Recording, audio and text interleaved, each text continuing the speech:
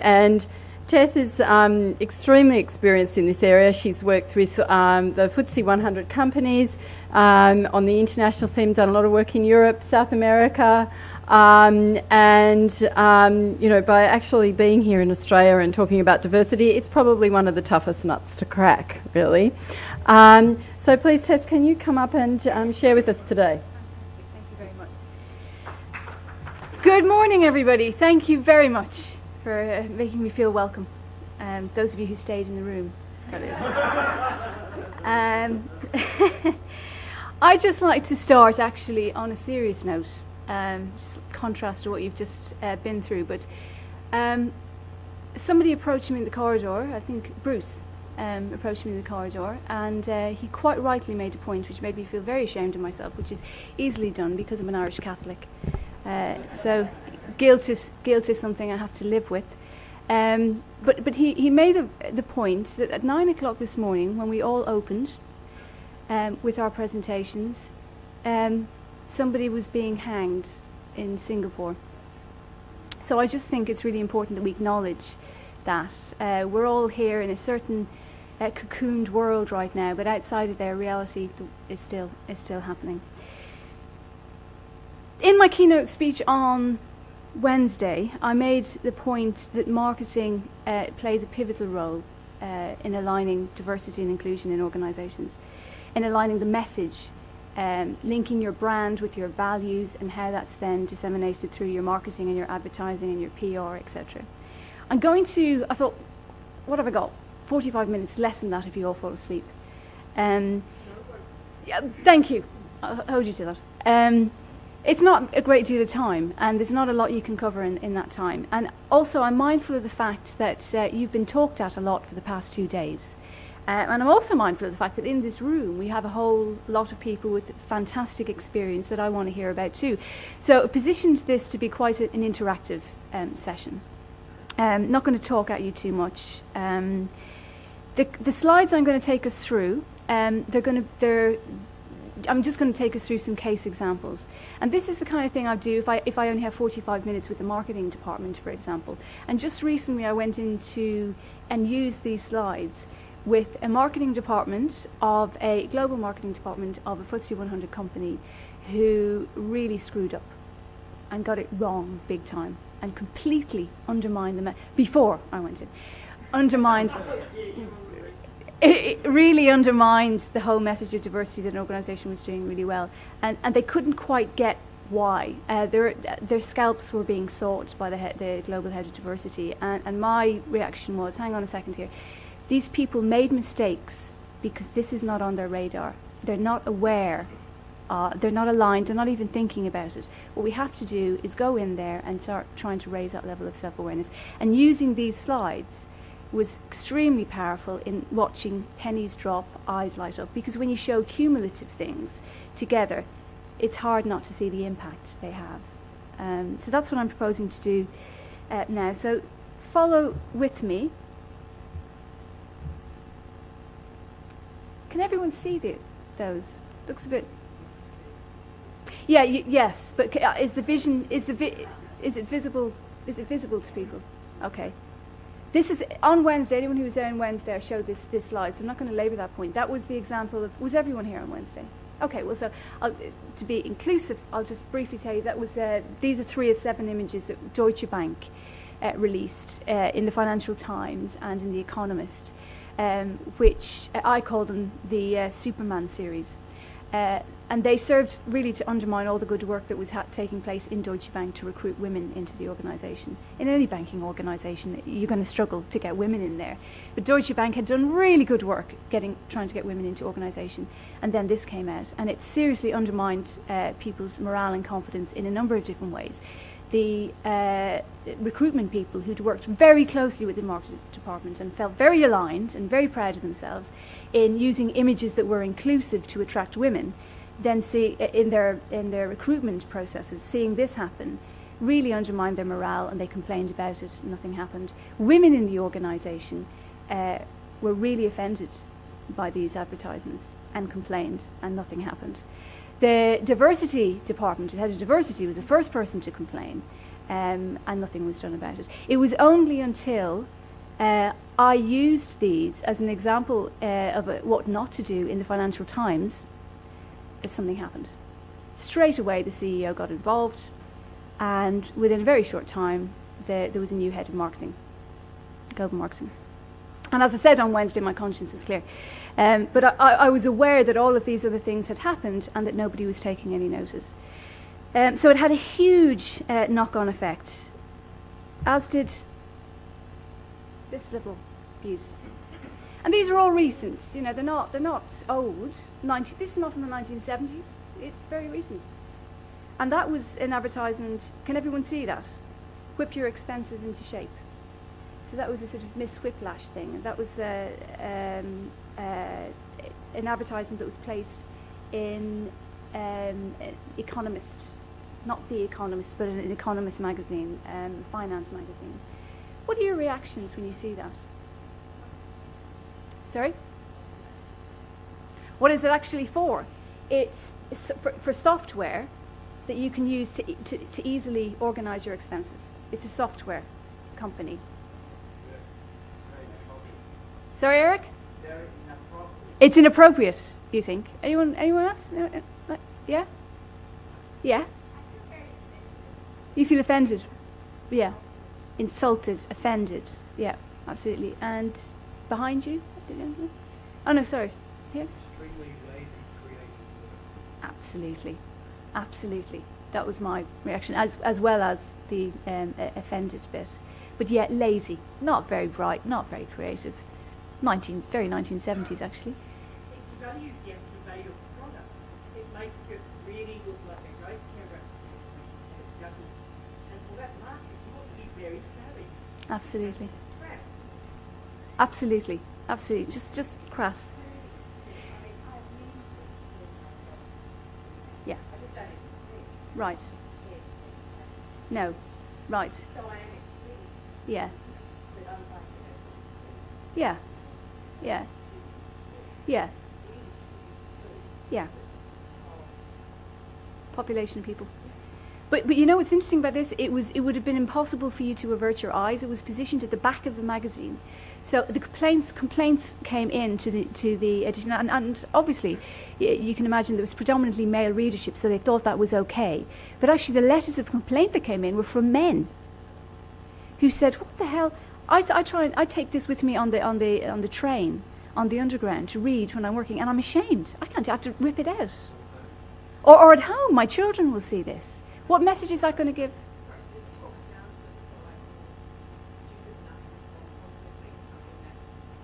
Absolutely, absolutely. And this, you know, we're here, there's some of us here from the UK, holding ourselves up as people who are doing it, you know, we are the example that you should follow. But this is happening in the UK right now. This is happening. So we're not that sophisticated, actually. Would never happen in Ireland. No. No, quite right. Very shrewd woman at the back. Now, what does this? What sort of reaction do you get from this one?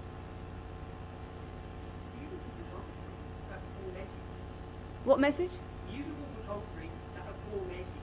That's a good point. Beautiful photography. I hadn't noticed that. Yeah. Poor message. This is a stereotype. This was for a job for a leadership position.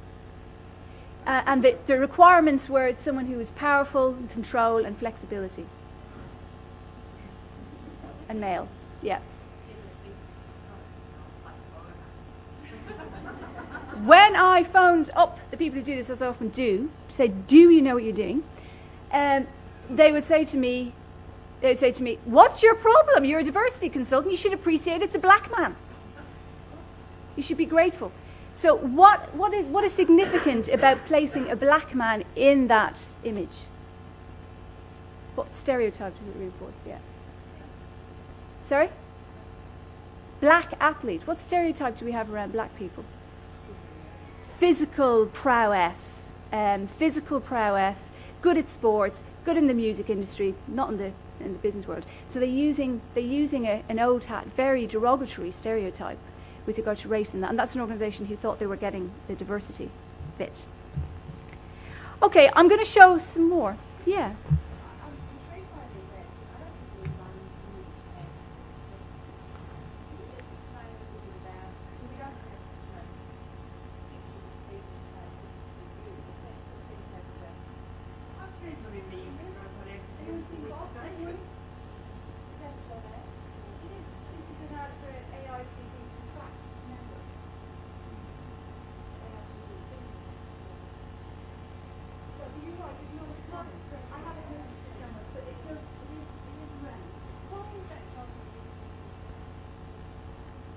I guess it's just a habit, and it's always been done, and that's part of the problem in doing this. We tend to go into autopilot.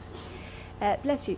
We tend to do what we always did in terms of just qualifications, images. It's old hat. It's lazy.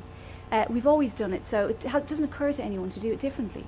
And that's what this is all about: making people stop and think about what they're doing and the impact that has. I'm going to show you some more case examples, some really interesting case examples that you haven't seen before. But before that, I don't want to give you sort of too much input. I want to get you thinking about it yourself, and also I want to hear about some examples of things that are happening here in Australia. So just to get your head around, literally 5 minutes, what do you think any PR, marketing and advertising campaign should consider in order to really demonstrate an alignment with this whole principle of inclusion? Okay, so if we just get into groups of 5 very quickly, and just literally high-level discussion. Don't get into too much detail. Just throw some things out.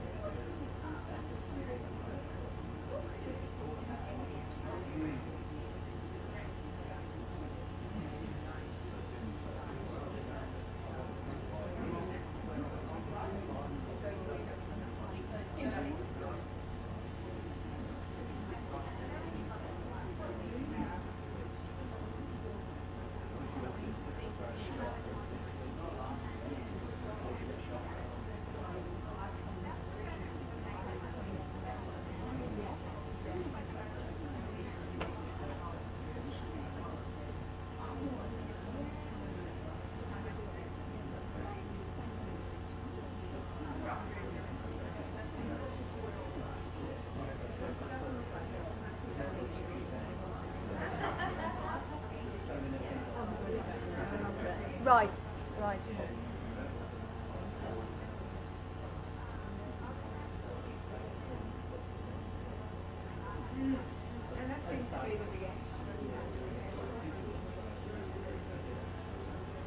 Okay, can I just sort of bring us back. Sorry if you haven't had enough time.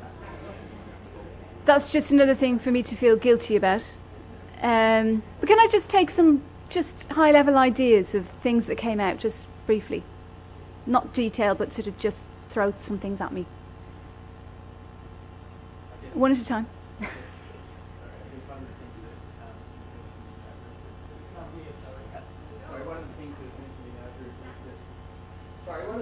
Yay! There you go.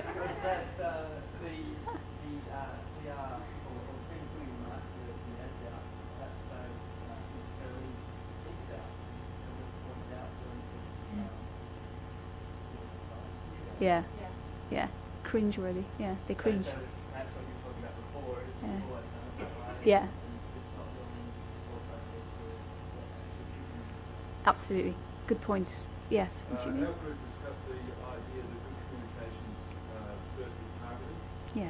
Who's the receiver going to be? And in fact, in there lies sometimes the problem, because if you're trying to reflect your target audience group in your target communication, Good point. Yeah. you can be sucked into the stereotype vortex. So Yeah. you just have to be aware of that. Really, really good point. And that's an argument that people often use. Well, I can show this ad because it's going to primarily male readership. Yeah. Okay. Anything else? Uh-huh. Is it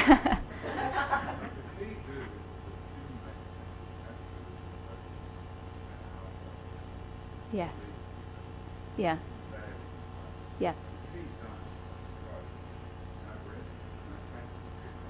Right. I think the tackle we have to... No, what? Sorry? No. No. You see, that's a myth. And the lady with the Irish accent at the back, I could tell.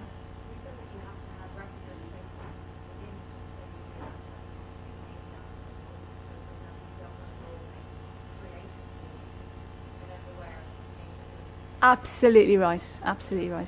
Which is often what you get, and then people wonder why they get it wrong. I think that. Sorry, Eric. I think one of the issues also is creativity, which often looking at Yes. Absolutely. Really good point. Ah. Good point. We're going to pick up on companies who do that, done exactly that, and got it really backfired. Yeah.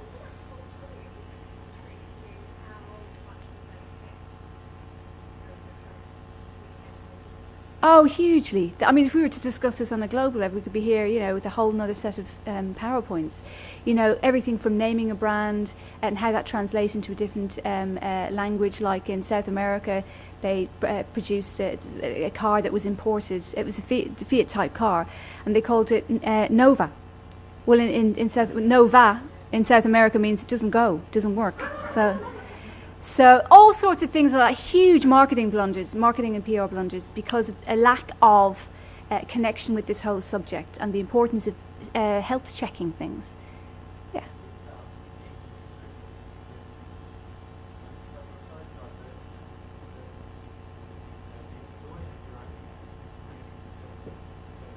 Yeah.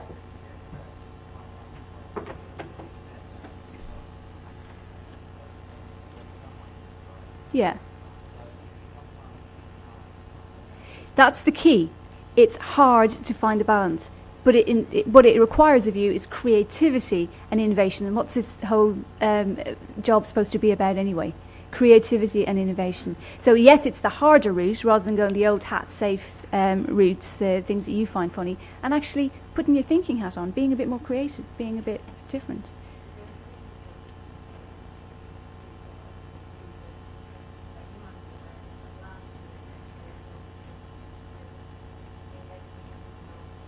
Right.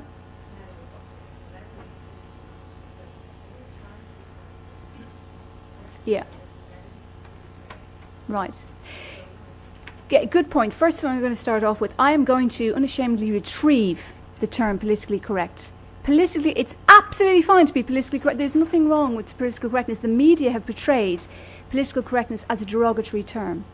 sabotaging the principles that underpin it. Political correctness means not discriminating against people who are vulnerable in minority groups in society. So I'm politically correct and proud. But I take your point that some people really, and that really annoys me, sabotage this whole thing by going to ridiculous extremes. And there are people who really don't understand it.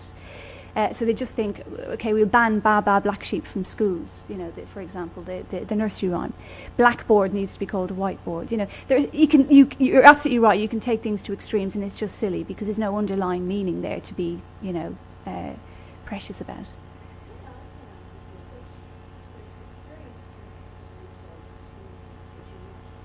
Yeah.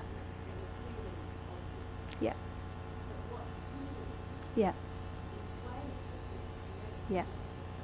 Yeah. Yeah. That's a good point. And working with marketing departments, what I found is the wrong way to go about it is to be directive and to come in with a list of rules. So what I tend to do is just relate to them in their world, using the kind of things they play. These are their tools, the images. This is what they produce, and then ask them, "How did this work? You know, how would you react to this?" And they can't go, "Oh my God," you know. And then from recognizing what not to do, they then recognize automatically. It forces them to think about, okay, at least I know what not to do, and then what to do kind of comes from that. I'm going to Bruce, and then Eric, and then I'm moving on.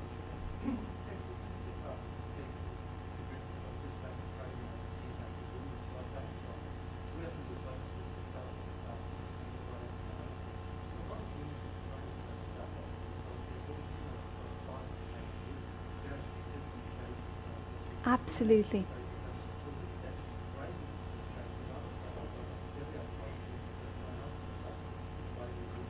Yes, absolutely right.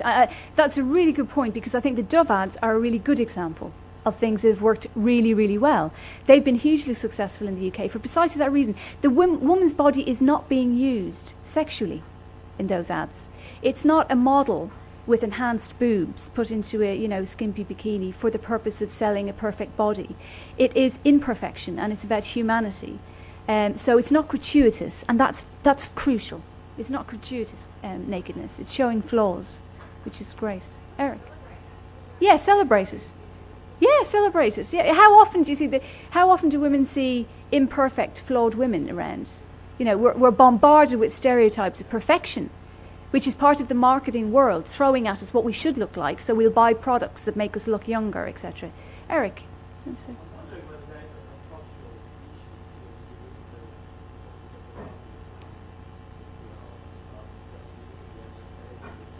Yeah.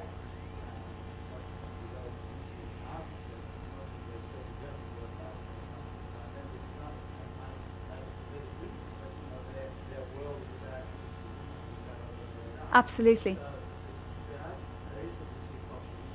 Yeah, you're absolutely right. Just to make a point on that, all of the kind, in terms of what to do and what not to do. Again, if you're working in marketing, to think about all of your thing, not just your formal marketing advertising, but what goes on your web. How does the web reflect the values of the organisation, the alignment? What images are on there? All of your materials, all of the branding, it has to be stamped right the way through. And it's important that there are health checks, that somebody checks your work, that you do get somebody else, run it by someone else from a different department, a different function, to get a sense of, would this work, would this offend anyone. Interestingly, there was a case, Abercrombie & Finch, a retail company in the US, is almost as big as Walmart. They just recently got sued hugely, found guilty of racial discrimination because of their marketing advertisements. And all they did was, in all of their marketing advertising, they used white families. White families. So it's not like they derogatively portrayed people of different races. They just didn't exist. They were invisible. They airbrushed them out. And that was enough for them to be found, and it cost them billions of pounds.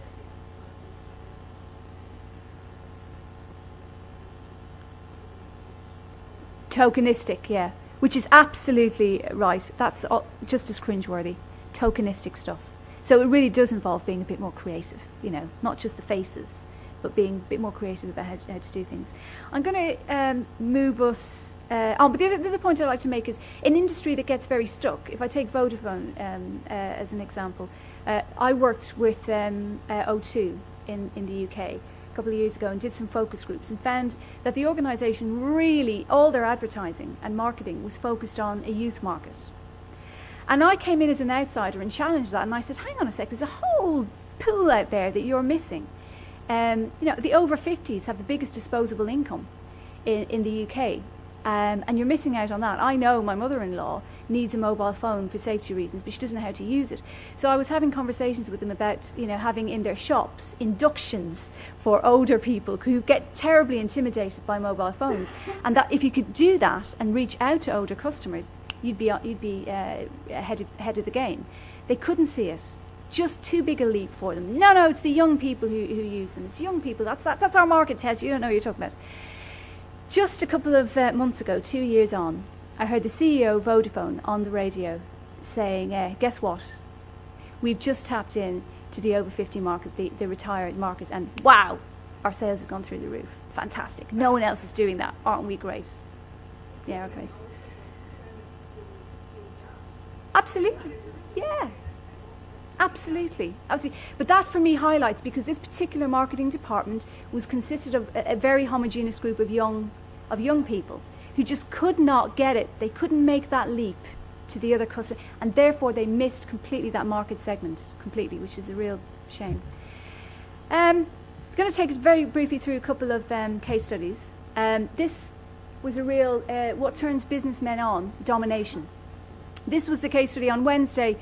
It was mentioned in the introduction that I took on the Sunday Times. This advertisement appeared not just once, and it was big and in your face, not just once, but several times in my Sunday newspaper. And I was faced with this, extremely offended by it, but took the view that, again, the editor probably isn't realised, so I took the view that better just maybe have a call with them and let them know, the impact it was having. In a very sort of unthreatening way. The female editor couldn't get it. She must have imagined that I, was a hippie with hairy legs or something, I don't know, who wore pink flowy clothes, because you could see immediately that went into the feminist, soft, fluffy basket, and she couldn't get it whatsoever. Completely, very aggressive, very macho woman, and couldn't entertain it whatsoever.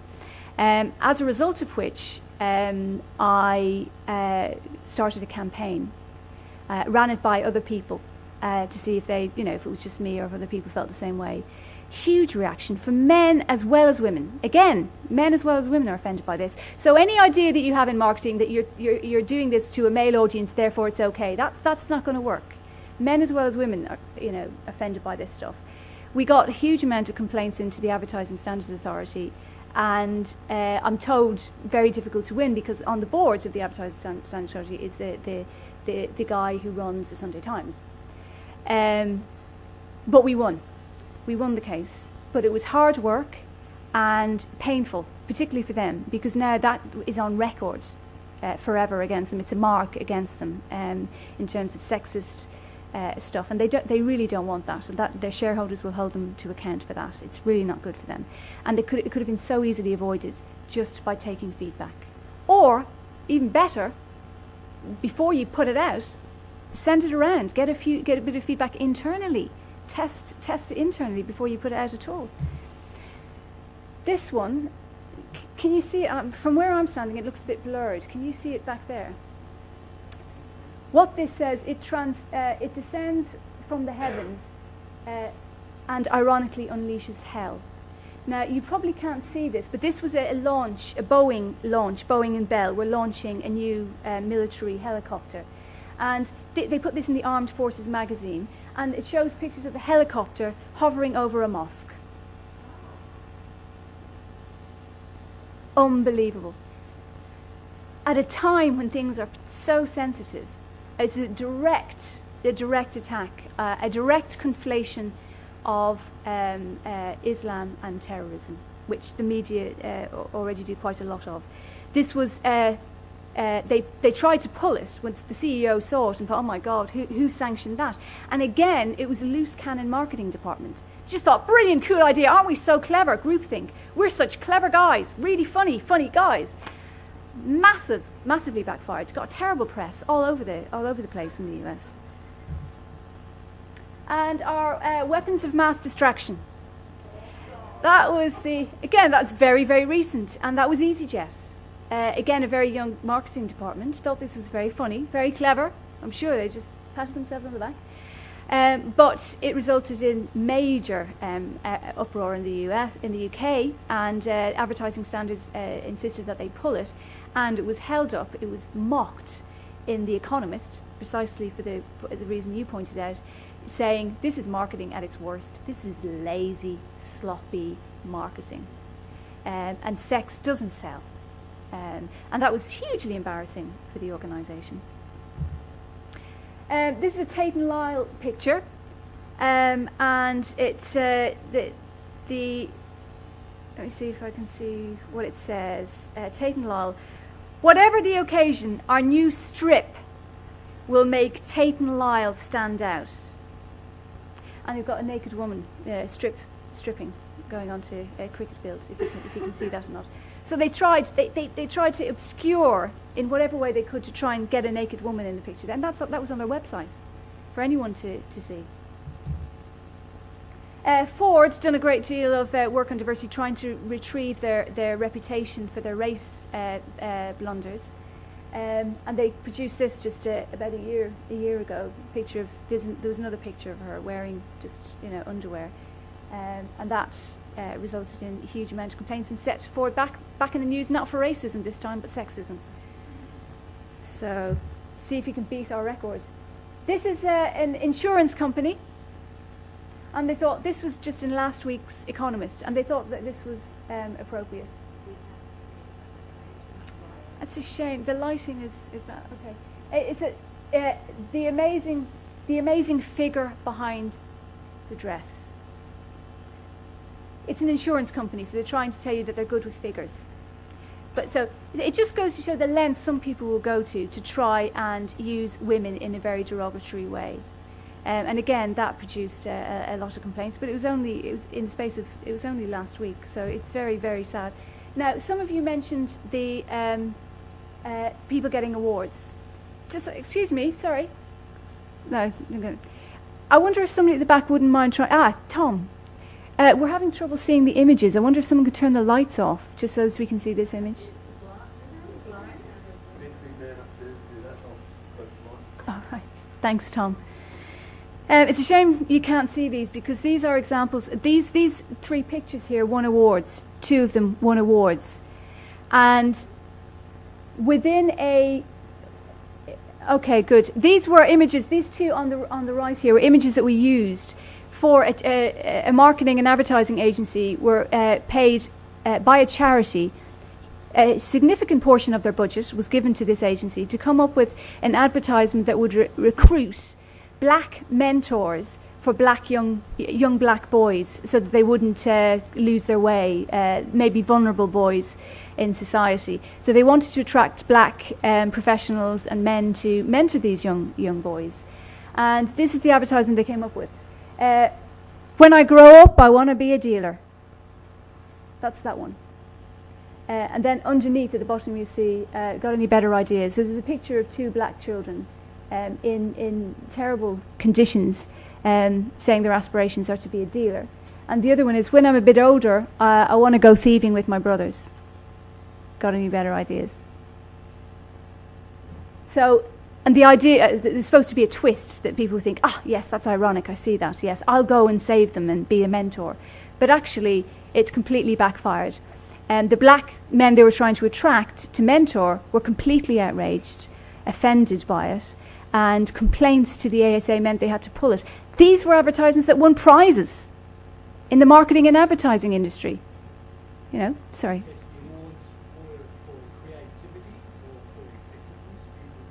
You see, that's an excellent point. If it was effectiveness, they wouldn't have been given the award. So the awards are given on the basis of that's clever. These are clever guys. Ha ha ha! Very funny, And again, the people making the awards, marketing and advertising, the media, very white market, very white male dominated industry. So you're not going to see it. You're not going to see it, and so you give the prizes thinking it's very funny. Completely ineffectual, backfired completely, and it cost the charity an absolute fortune, hard-earned money going to these people. And this other advertisement here was the Galaxy ad. Went up in the billboards in the UK, saying "Eeny, meeny, miny, mo." Yeah, I'm not going to go. I'm assuming you all know that nursery rhyme, which is highly offensive and racist. Yeah, so it was pulled. Huge cost. This cost them millions, and they had to pull them all back out of their places in London where they're positioned. Yes.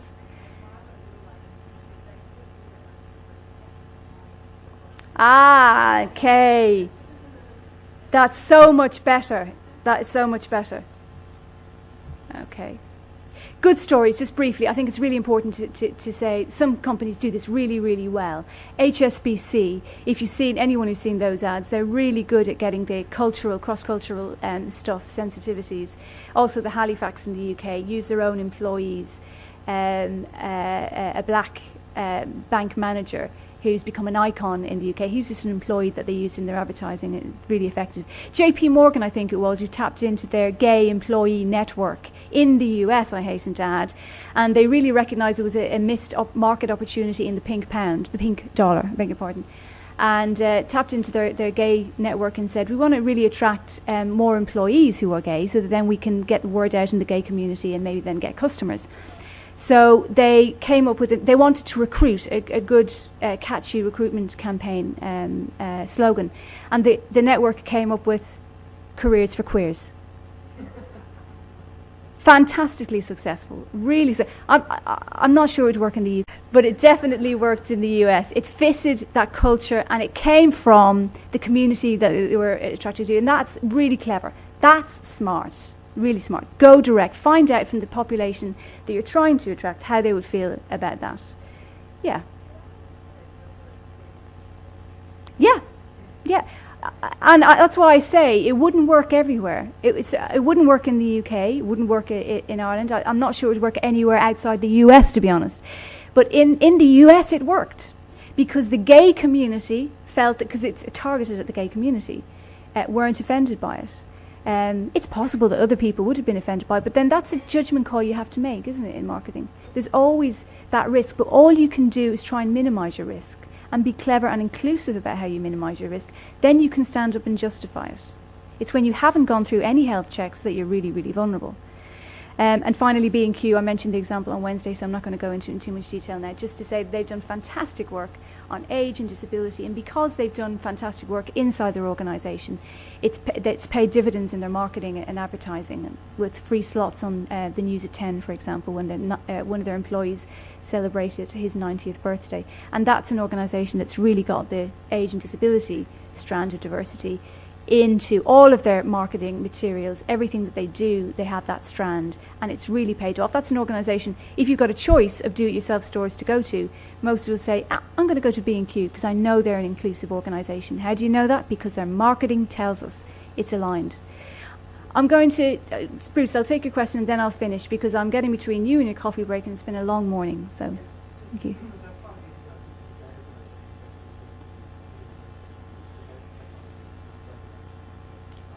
Right.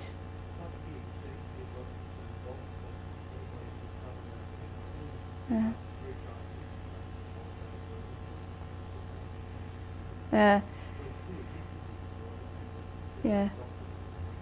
I'd still be very. I'm starting to hyperventilate ever so slightly there, because you have to be very with a health warning. Yeah. Yes, that's right. Coming from the people in that community, I'm going to end there, and thank you all very much for your participation. It's been great being with you this morning. Thank you.